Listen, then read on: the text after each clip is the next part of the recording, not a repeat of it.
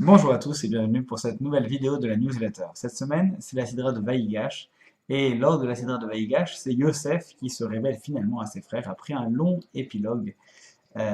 Yosef avait été vendu par ceux-ci des années auparavant, des dizaines d'années auparavant. Eux pensaient qu'il était mort. Et puis finalement, lui, il y a toujours des années plus tard, euh, la nostalgie, à savoir est-ce qu'il pourra revoir son père, est-ce qu'il va pouvoir réintégrer sa famille, et eux pensent que celui-ci est décédé.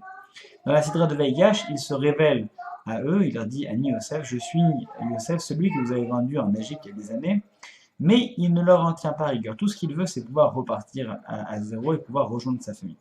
Bien sûr, il aura passé un petit test, puisqu'il a fait auparavant convoquer son petit frère pour voir si, lorsque celui-ci serait emprisonné, s'ils allaient prendre ou pas sa défense. Mais ils ont passé ce test haut la main et puis ils se sont interposés. C'est à ce moment-là que, pris par leur coup de l'émotion, ils se révèlent à eux.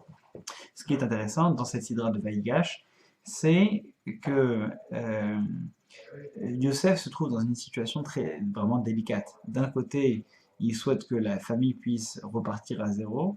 D'un autre côté, on ne peut pas faire fi de dizaines d'années de deuil et de mensonges, puisque les frères de Yosef avaient dit à leur père que Yosef avait disparu, et puis il faut d'une année sur l'autre couvrir ces mensonges peut-être par un autre. Et donc, comment arriver à trouver un équilibre dans tout cela? Yosef s'adresse à eux et leur dit, vous savez, ça n'est pas de votre faute. Ça n'est pas de votre faute si j'en suis arrivé là. La preuve, si aujourd'hui j'ai un tel poste de dirigeant en Égypte, ça n'est pas par hasard. Rien n'est dû au hasard. Et pour un lecteur non averti, c'est un passage qui révolte un petit peu. Évidemment que c'est de leur faute.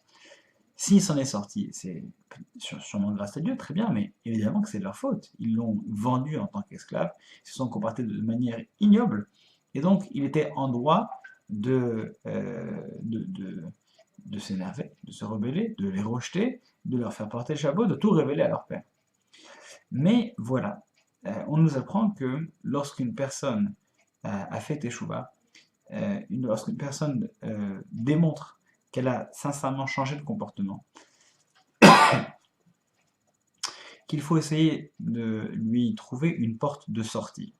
C'est-à-dire que si on l'enferme dans la personne qu'elle était auparavant, eh bien, elle ne trouvera jamais de porte de sortie. Yosef leur dit, moi, avant d'être vendu, j'avais des choses à me reprocher. Et lors de cette longue péripétie, j'ai été vendu, je suis passé par la maison de Potiphar, par la prison, j'ai trouvé mon échappatoire, j'ai trouvé mon exutoire, j'ai trouvé ma porte de sortie. Et il leur offre une porte de sortie en leur disant que finalement tout était issu d'un dessein beaucoup plus grand, d'un dessein divin, et que ça n'était pas de leur faute. En réalité, évidemment qu'ils porteront la responsabilité à travers l'histoire.